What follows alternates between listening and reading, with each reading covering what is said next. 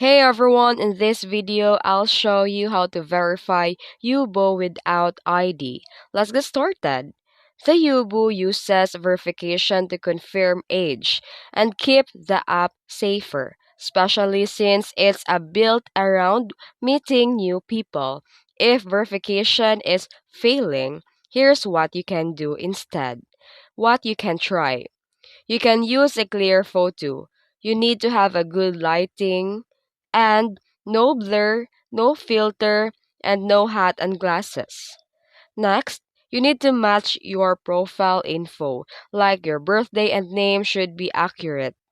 Also, try to have a stable internet because bad internet connection can cause failed checks.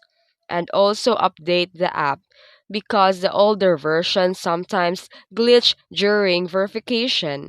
The another option is you can try to contact the Yubo support. In the app, go to the settings and click help and support and explain your issue. They can review manually in some cases. If you are concerned about privacy, that's valid. Most apps say verification images are encrypted and not shown publicly, but you can ask support directly how your data is handled.